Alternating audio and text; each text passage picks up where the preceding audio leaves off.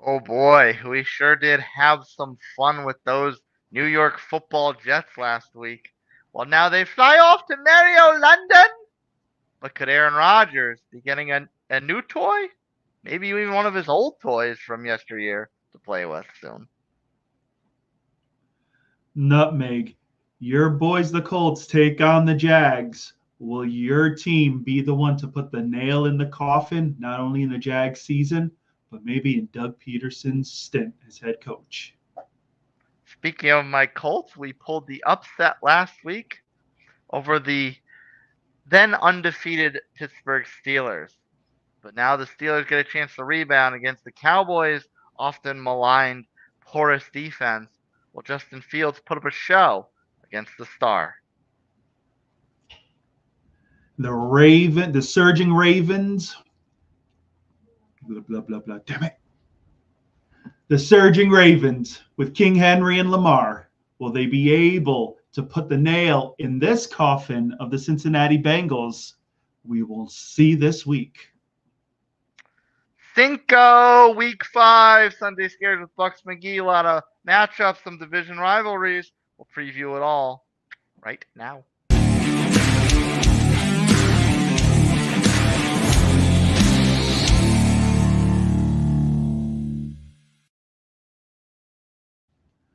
Week 5. For some teams, it feels like it's, if you don't win, you're out. There are other teams surging in places they've never been before, aka Sam Darnold. Nutmeg, what do you think so far, week 5? I guess he hasn't been to London yet, has he? Hasn't been to London, hasn't played this good. He's living life, man. Yeah. But, there's some teams who basically could be just, their season could be ended now. Yeah. I mean, I guess certainly he hasn't been undefeated before, but that's what you get when you're either a career backup or you play for the New York Jets. Yeah, basically, that's just how it works out. So, if anyone's wondering why we're on a little earlier than normal, Bucs McGee must be in full preparation and analysis mode for this Thursday nighter. And part of me wonders, do you have to be on full alert to break down the react to potential strengths and deficiencies of your beloved Bucks, or do you just want to see the potential dismantling of the Kirk and Co. in prime time and see every waking moment of it?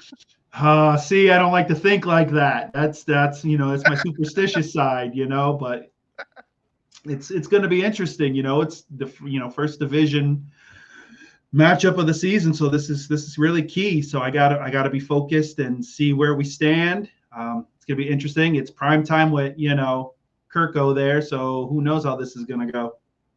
How do you now? I know this season has a little bit of an extra edge to divisional matchups for you because of the hype behind Kirk and the Falcons, but as far as when you look at divisional opponents to tee up first, who do you like to get first? Your hatred for the Saints, you want to get that one first out of the way.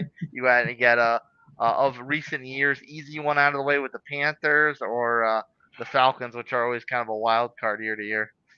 No, I'd rather get the tough ones out first. Let's see where we stand. Let's get it going, because then towards the end of the season, hopefully we're looking at seeding and playoff. And if the Panthers happen to cross on my path, it's like, okay, you don't take them easy, but you're like, all right, you're probably going to be like 3-12 or whatever at that point. You're like, all right, cool.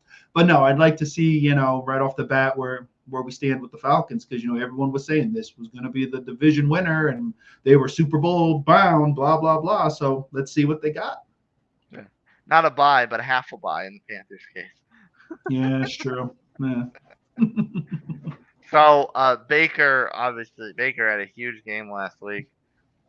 Based on what you've seen from the Falcons, what kind of success or lack thereof can you expect Baker to try and replicate here? I think it's going to be key to get the ball out quick like he did last week. The Falcons have a solid defense. Their secondary is solid. They're a little bit banged up linebacker-wise and such. So I expect them to kind of follow the formula from last week, get the ball out quick. Let's see if the linebackers can keep up. And I think really the key is going to be, White and Irving, mix them up. And, White's a great receiving back, but he'll, bang heads and, in the pile. So that's what I want to see. I want to see quick throws, and, we'll see if they can replicate last week. Yeah, banged up linebackers. Normally that means the top target will be the tight end, but you really haven't had a tight end step forward to be a star this year. So I guess that does open the door for the dump off running back game. Oh, this could be the game. Kate Otten wakes up and, does a little something, maybe a little O'Keefe action. O'Keefe. O'Keefe, man. Don't knock O'Keefe, man. So what did we call him last year? Mankind? Mankind O'Keefe. Keith Kind.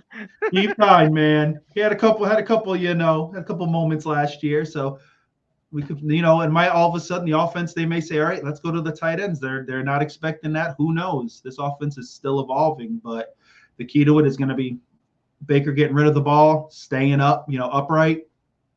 We'll see what happens. And likewise, based off what you've seen from the Falcons' run defense, do you think this is going to be the week where that finally gets going for Tampa? Or do you just kind of like, you know what, this isn't our strength. We'll just the running game will make a short passing game. I think what it's going to be is the run game, like last week, showed up when it needed to. Like I'm not seeing, White going for a $130, $140. He hit, the best maybe 88 yards, rushing and maybe 40, 50 yards receiving. Who knows? Like I said, we're still trying to figure out what this run game is going to be. The pieces are there. It's just, getting it going. I think when it comes to Atlanta, they've got some guys who can rush the ball. Judon is going to be key. Got to keep Judon, occupied. And I think, the running backs will find their spots. But if we're going with the quick pass, I think it's going to tire them out and they're not going to know where it's coming from. So it's going to be fun. Matthew Judon, the former Patriot. Former Raven, good times. From Atlanta now. Atlanta, I don't want to necessarily call them a ticking time bomb, but it's people have kind of been waiting for that game where the offense finally is in sync and they all click together and Kirk Cousins really starts taking advantage of those wide receivers, London, Pitts, Mooney.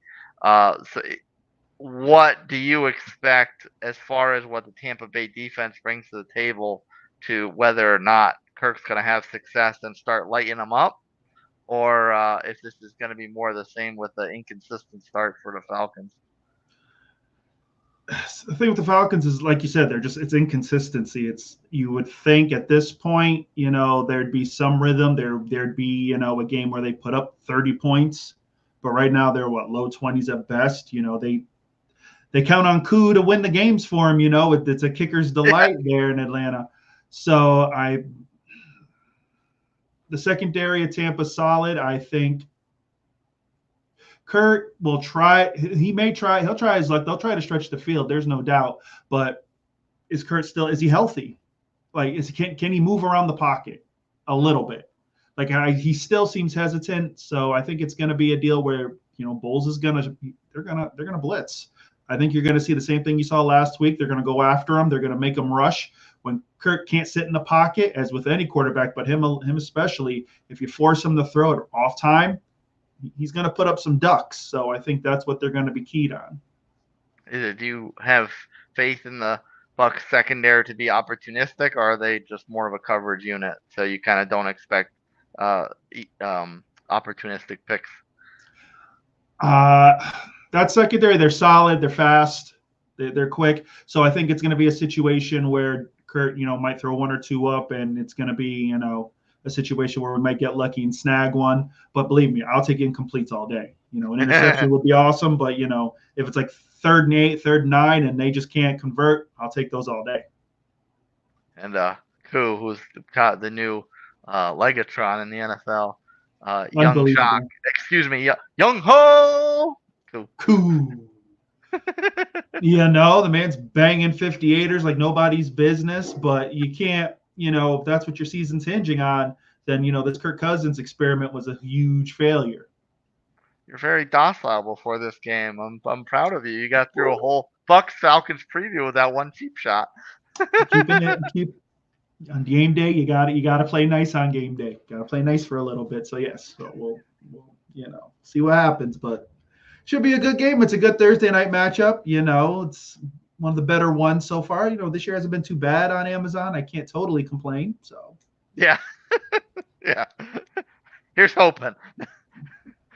Dallas, excuse me, Atlanta's last week with their defensive and special teams touchdowns.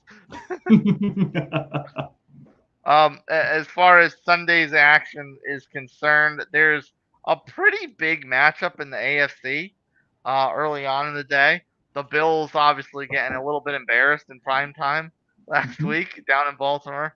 Now they go on the road again down to Houston. And the Texans, we've talked about it, and it's almost like probably not nearly to the extent of the Falcons, but they've got off to a slow start too. And I don't know whether it's just a rhythm thing like we've seen across the league with quarterbacks, or people having a full year of tape on C.J. Stroud and knowing what to expect a little bit more. Is this a bounce back for the Bills? Is Josh Allen's show going to get back in high gear, or are the Texans kind of out of their fake preseason phase and about ready to get going again like the Super Bowl contenders we expected them to be? I don't know, man. Houston, the receivers last week played really well. I don't know if Buffalo can hang with them. If you're going to tell me that it's going to be a score fest, no defense, shot for shot, I don't know if Buffalo can hang with them, because literally it's got to be. Who's Josh Allen throwing to? No, like legit. If you're looking at both teams, C.J. Stroud is throwing to. He's got Bell. He's got freaking Diggs. Diggs has been great. Mm-hmm. Nico Collins. They've got weapons at the receiving level. Who does Josh have? Yeah, the Bills kind of remind me of those old Packers teams, the Brett Favre Packers teams, where it was like, it's a Sterling Sharp type, and then everyone else was, Antonio Freeman. They're just kind of like a bunch of, also ran guys, but the quarterback just put the ball exactly where they needed them to. But they don't even have an Antonio. They don't even have a Freeman. They don't even have a Shepard. Like, really, like, they've got decent guys, but I think with the secondary of the Texans, which I think is a pretty good secondary, I don't think they can go shot for shot. And I don't think James Cook is going to be out there running routes. Are you going to go 5 wide and hope for the best? I don't know. Now, if you're telling me they slow the game down and it's a one possession type of game, then I'll give Buffalo the shot, because Josh could just have one of those moments where he puts on the cape and decides to run for 20 yards and knocking guys over. But if it ends up becoming a speed fast, shot for shot game, I like the Texans. What would be your guess as far as the Texans' offensive strategy? Do you think they should, or will rather, just take James Cook out and put it all on Josh, or kind of spread the defense out so these unproven, some less than stellar receiving core make it hard for Josh to complete passes, and then just say, all right, James Cook, prove you're a lead back? Oh yeah, I'd make Josh throw the ball. I'm like, let's see if you trust these guys. Are these guys? Can these guys win you a game? That's what I would do. And I don't know if you have to take James Cook out. I think he's a solid back, but he's not. It's not like you're playing Saquon Barkley. And I think they have speed on that defense where someone would probably shadow Cook a bit. And he's going to probably end up being more of a receiving back if the game gets out of hand early and they get down a couple scores. So I'm going to say, all right, Josh, throw the ball. We're going to make you beat us with your arm. And you've been a big fan of the way Buffalo's defense played, despite all the fire sailing and retooling so far. Apart from last week, it was a bit of an anomaly. But seeing Derrick Henry run down the pipe at you, I guess, is a bit of a daunting task. But apart from that game, the Bills' defenses played above their heads and surprised a lot of people. So do you think that, here the Texans are. Mixon probably going to miss another game. Dameon Pierce doesn't look healthy. Is this make the Bills defense job a lot easier to just play CJ Stroud, and maybe they don't even have to worry about playing up on the line of scrimmage in a run game? No, I think there's enough speed on that offense where it's going to cause Buffalo some problems. I don't know if they can keep up. I really don't. Yeah, they drop back. Even if they drop back and for all intents and purposes don't even bother guarding a run. Well, if they drop back, I still think they've got enough receiving power where someone's going to slip through. They're solid at tight end. Dalton Schultz is legit. He's legit. So I don't know if they're able to force the Texans to run the ball, then they've got a shot. But if those receivers play well like they did last week, they don't have a shot. Do you double team Diggs? Do you double team Nico Collins? Jeez. Honestly, pick your poison. Like Nico's matter. Honestly, the way they played last week, like I looked like they were doubling Nico and he was still doing his thing. Like I don't know who you would double. But then at that point, that's going to open it up for somebody else. Yeah. So it's going to be interesting what they do defensively. But I think key is they got to try to get some type of pressure on CJ. They got to try to figure something out. Try to get him, a little rattled early. So it's good. It's going to be on Buffalo's defense for sure. Yeah, and it'll be a good sign to see if, like you said, the receivers played so well last week. This will be a good test to see if they are really getting it to sync now, or if the Texans are just taking advantage of how bad the Jaguars are.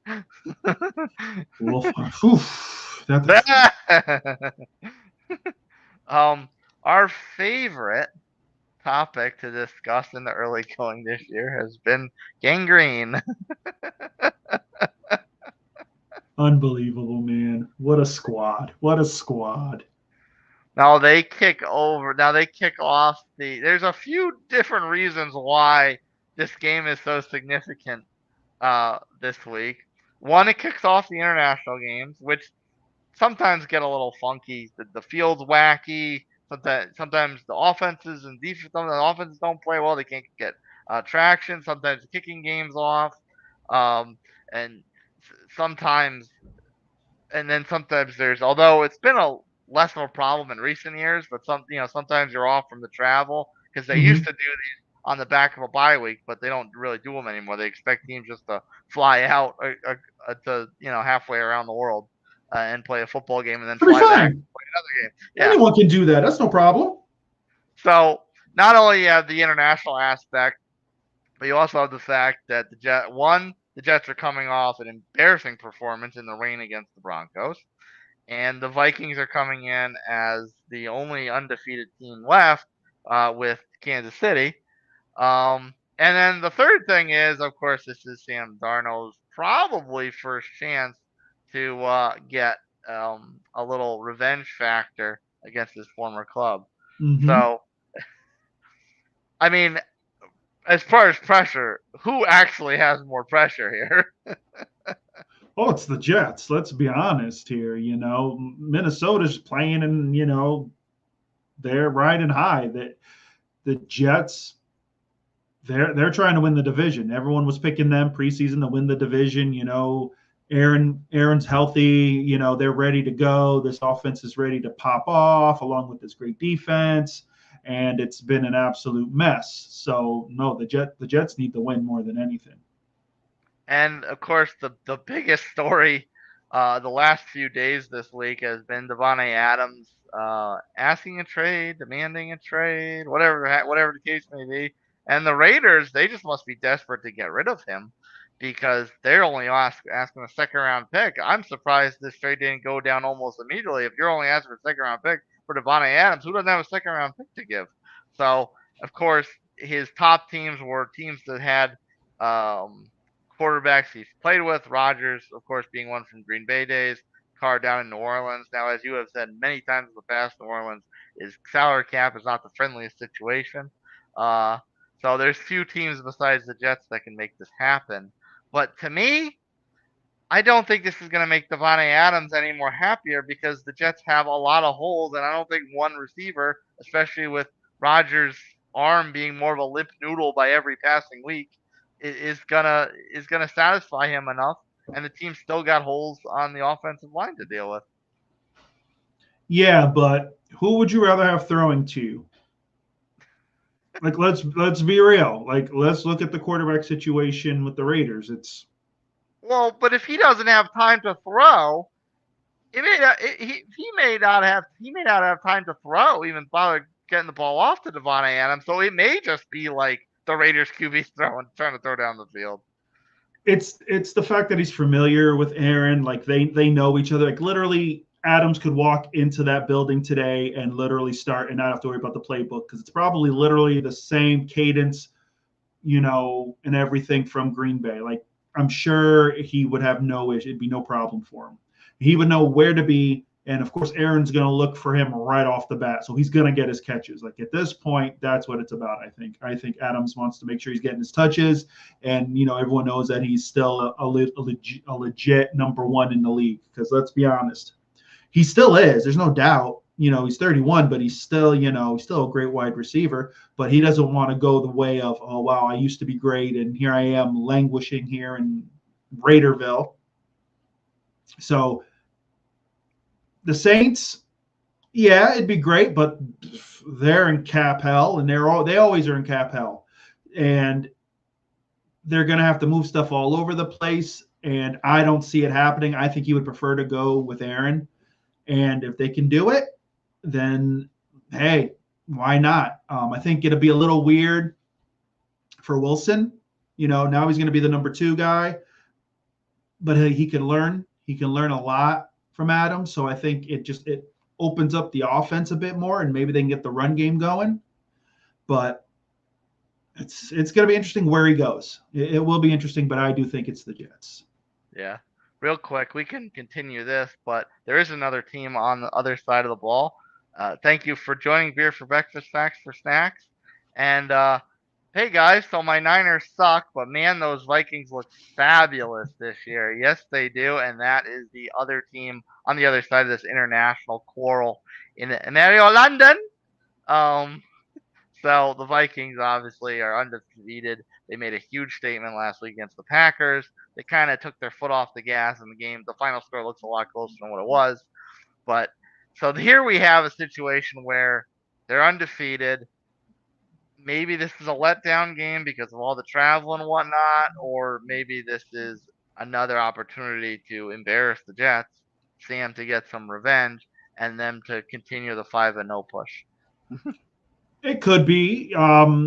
The Jets still have a formidable defense. Like their defense is good. Like we can't. Like the offense is the issue with New York. It's not.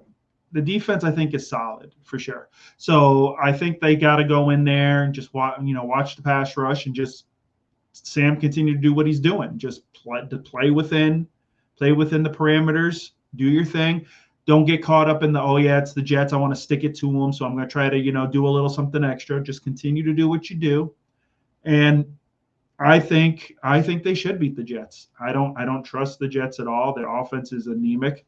That defense is going to get run into the ground. It's just, I think the Vikings are going to pull it out. But yeah, Sam just has got to continue to play within the parameters of the offense, and they'll be good. There's not been a lot of scenarios where Justin Jefferson's been slowed down this year. The Jets, the defense has been the strength, but the defense got off to a pretty slow start. They got lit up by the Niners opening night, and then they kind of let Tennessee score a little bit too many points on them than they probably should have, and got out of that one by the skin of their teeth. They've since gone back in, and the weakness has been pushed back to the offensive line, which we know it was last season. Mm-hmm. But do you think the defense is back to a point where they can slow down Jettis and make Sam have to go elsewhere? I do. I think they're a strong enough defense where I don't think they're going to shut them down, but I think they're going to force Sam to look elsewhere, which all other teams should. That should be your number one option. Try to limit what Jettis gets and go from there. But they've got they've got other weapons. You know, Addison's great. You know, they're solid all around. So there's guys who can make plays. So you can't put all your eggs in the we got to stop Jefferson basket. Like you've got to sit there and say, okay, we've got to slow him down. If we can slow him down, worry about the other guys, make Sam a bit uncomfortable, maybe try to get him to throw where he wouldn't normally throw, and go from there. Thank you so much for your kind words, Drew. Yes, thank you. We do it for the people. That's what it is, man. We don't do this for ourselves. We're not looking for anything. We just want to give the people what they want. Yeah. So back to Davante Adams.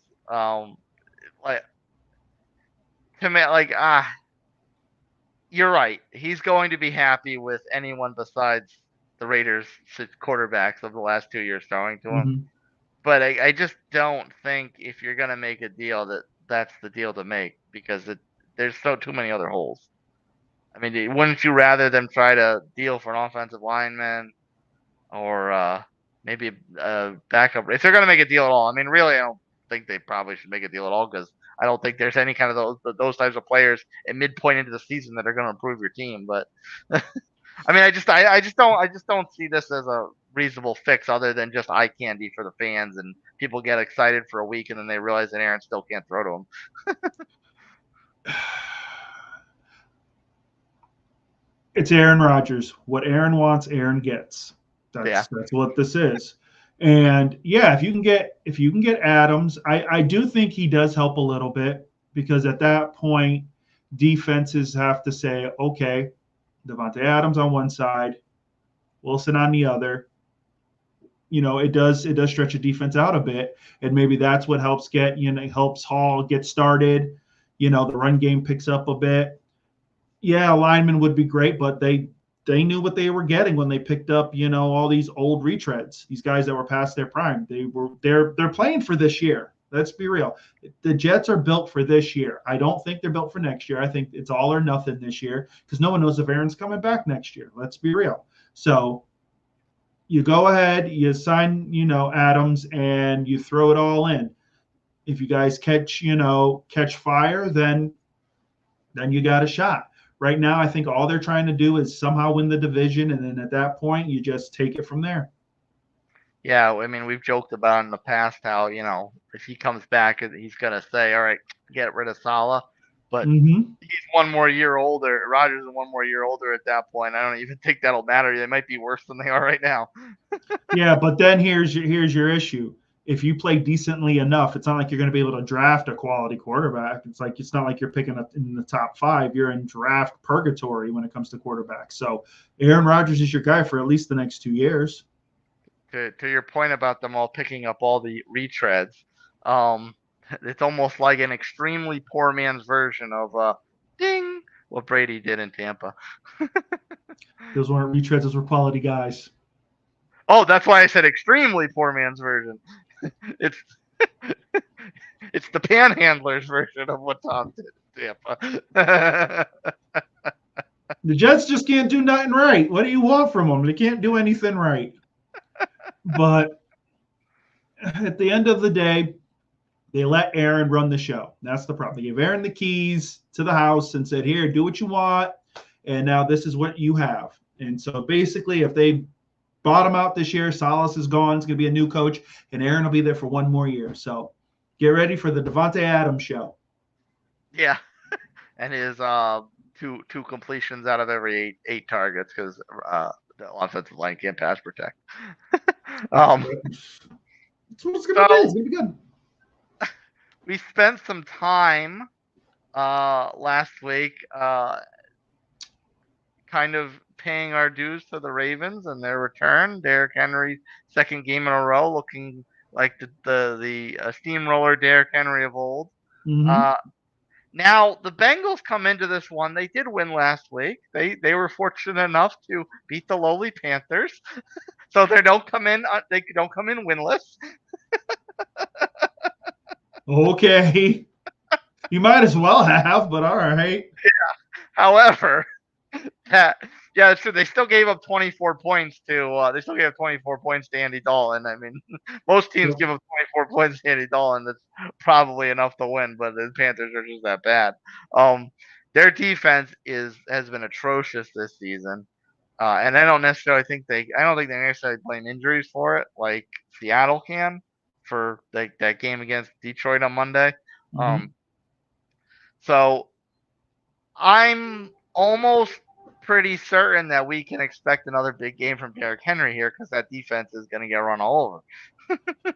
It's going to be rough. Like it's not even a situation of okay, there's a guy hurt or something like that, and they're going to be able to scheme something. The Bengals are on their last leg, and Joe Burrow said it this week. He said he's got to play near perfect. That team has to play near perfect. That secondary is atrocious. I don't see those guys stepping up in the box to stop Derrick Henry because I sure as hell wouldn't. I'd be like, good luck, man. Good luck. Well, maybe a little side action hit here or there, but no, man. I don't think they match up well. Uh, Ravens defense is still a little iffy as well, so it could be some points Oh, thrown that's together. true. So, but I still think the Ravens will probably put it could end up being like a 34-21 kind of game, 26 maybe, I don't know. But yeah, I think the Ravens are just too strong for them. And at this point, when they lose, the Bengals will have to sit there and really look at themselves and say, what do we do? So you think that despite how down you are on the Ravens defense, that they can still hold the Bengals to 3 scores or less, considering how hot Jamar Chase has been the last couple of weeks? I think the Ravens defense is better than the Panthers defense.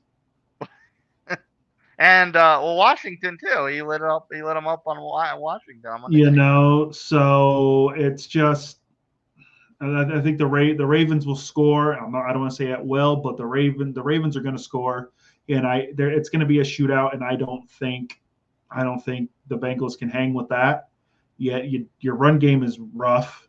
The defense is horrible, like you said. So it's gonna be ugly, man. In the preseason, this would have been great. We would have been like, ooh. That's why this game's on at 1 o'clock. What? Um, you brought up the fact that the Bengals secondary is atrocious, probably the weakest part of an overall bad defense. But does that mean we've seen a pretty passive Lamar Jackson so far this year? He really hasn't had the passing prowess that he started to improve last season when he won his second MVP. Mm-hmm. Uh, so is this the week where Lamar starts showing off the arm a little bit more? Because he hasn't even been running like Lamar of old either. We really have not seen any kind of MVP superstar Lamar yet. So this week, with a very bad Bengals defense, a very bad Bengals secondary, does the arm get shown off? Does Isaiah likely return from the dead? No, Flowers have a big game. nope. I think they stick with the formula. Why not? And I think Lamar is mature enough to say, you know what? I don't have to try to throw and prove that I can. I'm a multiple time MVP. I don't need to prove it to anybody. It's fact. So he's gonna let Derrick do his thing, and then he'll feed off of that. Why not? It might be a situation where the run game sets up the pass game. Derrick's already got a couple scores and you break out of halftime and you're up 2 scores. All right, fine. Go ahead and start to throw it a bit because they're going to hedge up into the box. And at that point, Zay Flowers, is probably going to start to show a little bit. Mark Andrews may make an appearance. Who knows? But if it's a situation where they revert to a team that, run first and play action and go from there, I'm sure if that's going to get Lamar to the Super Bowl, he's going to take it. Talk about back from the dead. As Isaiah likely, Mark Andrews is the one that would really be back from the dead. Now he's a blocker, but you know what? If that's going to get him to a Super Bowl, I'm sure those guys are going to take it. At this point, you guys are trying to dethrone the Chiefs and make it to the Super Bowl. So whatever's going to work, you do it. How you've hinted at something in the past about the pressure being on Burrow now. You don't, as I think your quote was, you're tired of the Burrow aura. Yeah. Now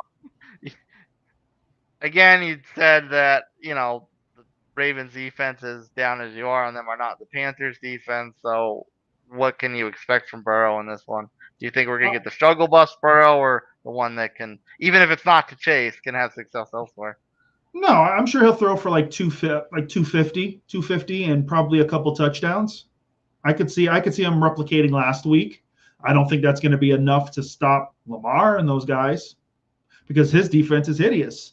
So I'm sure the Bengals will say, okay, you know what? We'll give up. If he throws for 250 and 2 touchdowns, we'll take that because we feel we'll probably end up scoring 4 or 5 touchdowns, and most of them will probably be rush touchdowns. Like they're gonna let Joe try to do what he can, but that team is just not good.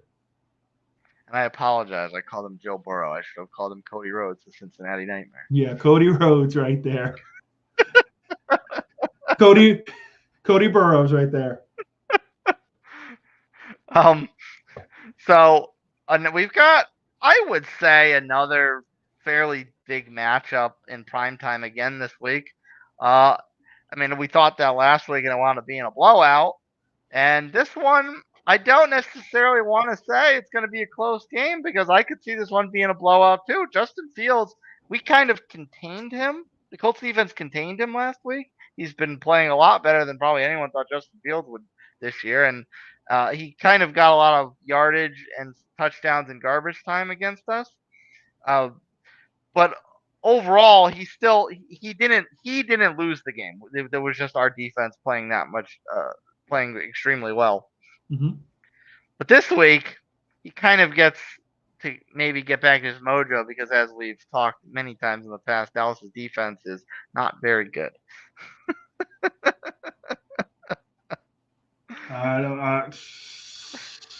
They're in rough shape. I don't know what this game is going to be. If you told me the scoring on this game is going to be 10-7, I might take you up on it. I don't know. And actually, you brought this up in our off-air discussions this week with the Devontae Adams news that maybe Pittsburgh had the cap space to deal with him. To me, that's where Devontae Adams should want to be, to go to Pittsburgh, where a quarterback's playing well and the team overall is much more solid. Like that could be something where a receiver like that could make a difference and lift Pittsburgh to the next level. Yeah, but really, how many times has Justin really thrown the ball? Is he really sitting in the pocket and throwing it 35 times or so? Is he looking deep? Like, let's be real here. Now, if they let Russ cook, then maybe so, because Russ will just throw some interceptions and it'll be over, and Adams will get mad and be like, why did you guys trade for me? You guys are horrible. Let Russ cook, let Russ burn supper. Yeah, exactly. Let Russ burn the meal. Like I said, what Pittsburgh's doing, it's great. They're using, Justin's strengths and such. But at some point, he's got to throw the ball. He's got to stretch the field a bit, And that's great if you want to hang your hat on your defense. But if, T.J. Watt gets hurt, it's over. Mm-hmm. So, give Pitt credit, but they've got to get a little more balanced on the offense, a little more downfield. And let's play devil's advocate because we dump on the Cowboys a lot. Let's play devil's advocate. We look at who the Cowboys have played this year. Cleveland, a bit of a mess. Mm-hmm. The Giants, a lot of a mess. The Saints, who probably have been playing better than they should be, mm-hmm. but a bit old, sometimes often hurt. And then the Ravens, who it took them a while to get going, granted, but against a defense that not necessarily up to their standards of old, eventually the Cowboys did get going. So this is probably the best defense Dak's had to face this season to date. How much struggle, if any, do you foresee Dak dealing with the Pittsburgh defense? Oh, it's gonna be horrible. It's good. Let's be real. What is the Dallas offense? CD Lamb, and that's it. Because they can't run the ball, but you got rid of Tony Pollard, and he's lighting it up over there in Tennessee. Yeah, don't remind me of that. I lost my fantasy matchup thanks to that second half. Is Zeke all of a sudden going to wake up and decide he wants to eat again and, decide to, run for 120 yards? No, I really don't think so. So basically, all you're doing is sitting there saying, okay, well, I've got to throw the ball 20, I got to throw the ball 30 times and hope CD really, busts a couple out for a touchdown and hope that my putrid defense can hold up, who's banged up, because you don't have Lawrence and you don't have Parsons. So at that point, your secondary, which needs those guys because those guys provide the pressure to allow those quarterbacks to throw the ducks that you guys get picks on because you guys are an all or nothing type defense. So no, this is going to be horrible. I would be shocked if Dallas puts up 27 points. I'd be shocked. Wow. Like I don't, unless literally there's just a massive breakdown and Pitt forgets how to play defense. Like Dallas really shouldn't score more than 21 points, really. And Pittsburgh's not quite the same type of team as Baltimore, who might go into prevent. Like the Pittsburgh defense kind of goes hard the whole game. Mm-hmm. So if Dallas is in a hole early, we might see a hole at the end of them still in a hole at the end of the game. You're going to see Cooper Rush. That's what you're going to see, Cooper Rush. Because watch what's going to happen. TJ Watt's going to have like 3 strip sacks, and that's where like most of the points are going to come. At that point, mid-third quarter, here comes Cooper Rush, and there you go. America, shut off your televisions and go to bed early for work Monday morning. Yep, that's what I'm shooting for. I'll play the game. I'll put in my buds and just listen to the game and pass out. Cooper Rush gets sacked again. Like that's all it's gonna be because it's just I don't trust Dallas. Just can't do anything. They can't until they can run the ball for like 50 yards and have a somewhat balanced offense. It's not good. So. Good luck with that. What's the kind of not necessarily just with this game, but in general, what's kind of your red line to where Dak's not getting it done in this one, and our defense is a sieve? What's kind of the red line to say let's pull Dak out of here so he doesn't get hurt again? Nope. You paid him. He sits in there. Till he takes the hit. You paid him. You just said it's Cooper Rush time. Well, no, that's just because he sucks. That's just because Dak just shits the bed. And then you're like, all right, pull him out. Maybe Cooper can do something for us. You think Jerry would let Mike McCarthy pull Dak if he's getting his backside handed to him? I would. No, why not? Let it happen. You paid him. $60 million man bench in the middle of the game. You know what? He's not a $60 million man. You made him that. He's not like. Let's be real. Dak was solid. Dak was great last year. I'm not going to take anything away from him. But is he a $60 million quarterback? I would say, me personally, I would say no. I would agree. Is he a top 5 quarterback? Oh no. I'll give you 10 maybe. But no, I wouldn't have paid him $60 million. But Jerry made the show, and we sat through all this for weeks and weeks, and then you finally paid him. So there you go. Let's see what you. Finish it off, buddy. Dare we say. We say. This is almost Danny Dimes on steroids, where the Cowboys did against themselves. Yep. Yep. Exactly. Giants 2.0. Exactly. Like, I'm sure if they had waited and, I think if they had waited till the season was over, I don't think it would have been that much more, and Dallas could have brought him back. Honestly, I don't know. I don't know if a team would have plopped down $60 million. What team would have given him $60 million? Because he would have had to have been the difference between a team being mediocre and Super Bowl contending. Who would have paid it? I mean, he would have had for Dak to be effective in that, like championship level effective.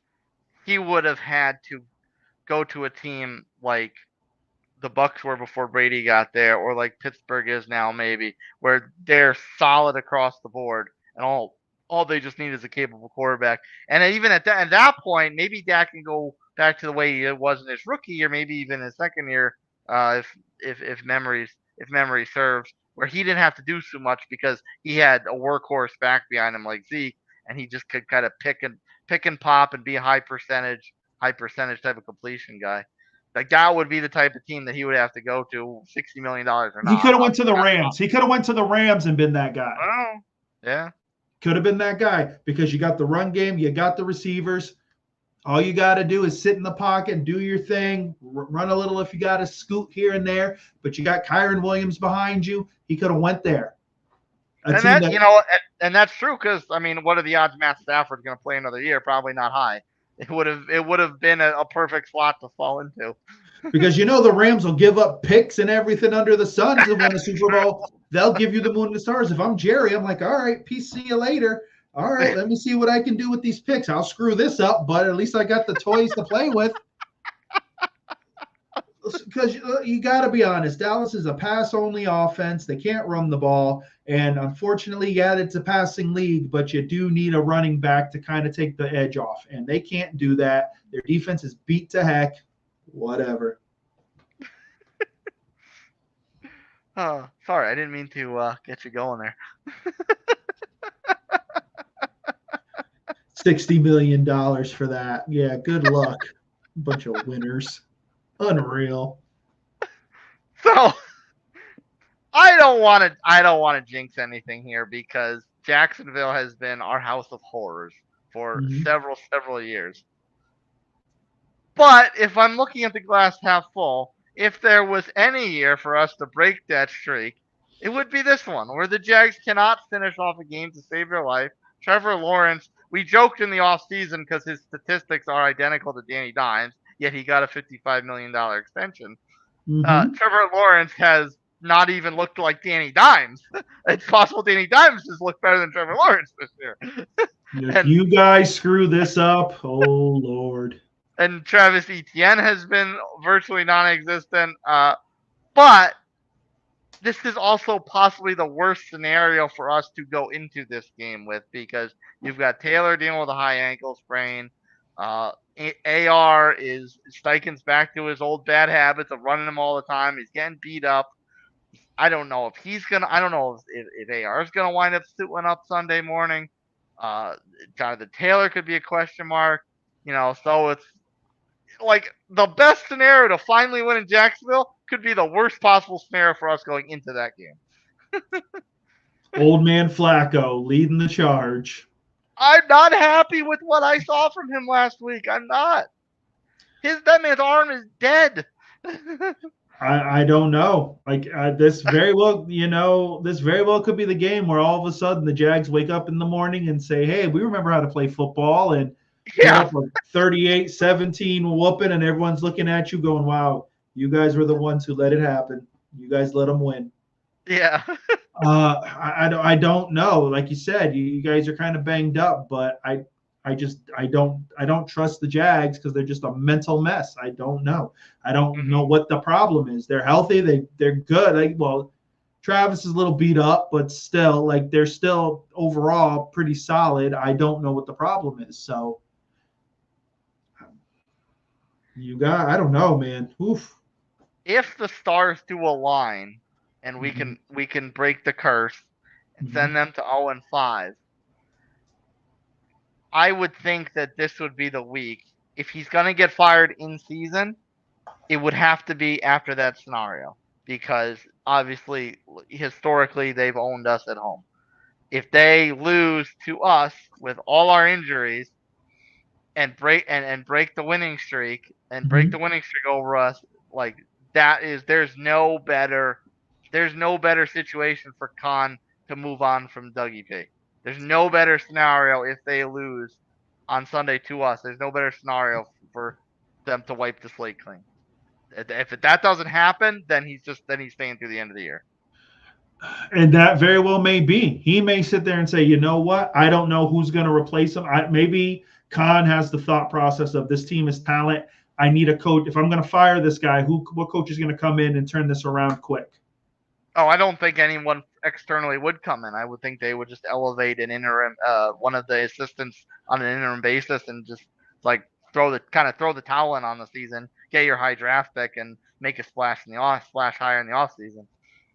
Very well could. It could. It all depends on what Khan's thought process is, But But then here's the problem with that. Okay, so you do that. You let Joe Schmo, the towel technician, take over, and he somehow turns the ship around, and they somehow win like 9 games or something, and somehow eke into the playoffs, right? But get blown out in the wild card. Do you keep Joe Schmo, or you're gonna try to bring somebody high and mighty in? And No, you have to bring something. Hey, why? Joe Schmo let him to 9-8 and got him in the playoffs. Maybe this guy's the guy. Because like you said, maybe not to the degree of the Jets, but the Jags are in win now. They're just a much younger Jets. So basically, okay, so they lose, and Peterson hits the road, and then they get their first round pick and go from there. So if that's the case, then you guys are the ones who, in theory, could put that man out of a job. Do you trust yourself? Because it sounds like you don't. I would if we were healthy. I would be fairly confident. If we were going in with a full deck of cards that we'd end the curse this year. I'd be pretty confident. So because you guys are hurt and banged up, you're thinking that this is the week they get the win. I think they would, yeah, but it'll be close. I don't think it'll be a blowout like it normally is.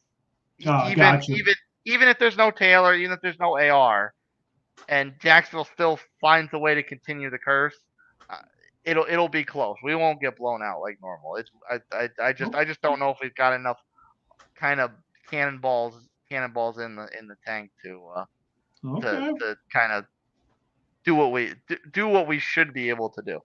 All right. Unless. Okay, no, I hear what you're saying. It's a situation where Trevor Lawrence is a turnover machine because our defense has played very well. I have been very I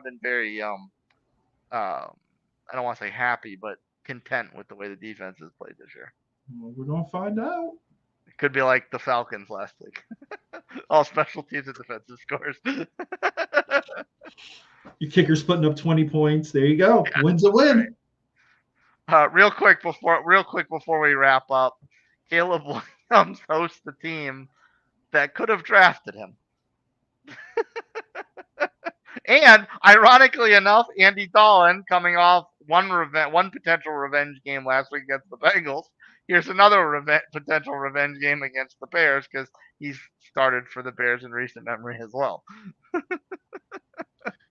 Good Lord. Nope. The Bears are going to win, but it's going to be like it was last week. It's going to be a repeat of last week. The Bears defense will find some way to score some points. I don't know.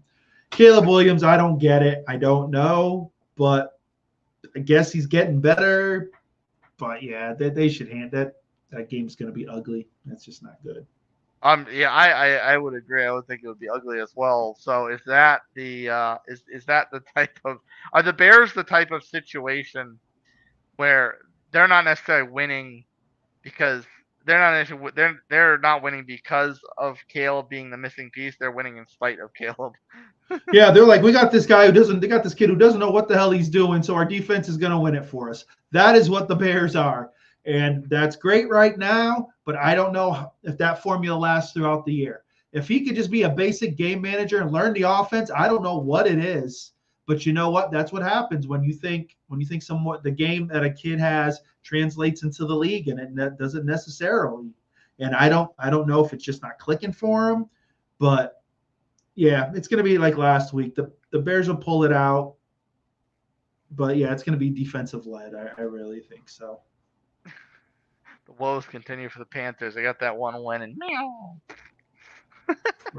Well, Dave Canales, that's where you wanted. That's what you got. Yeah.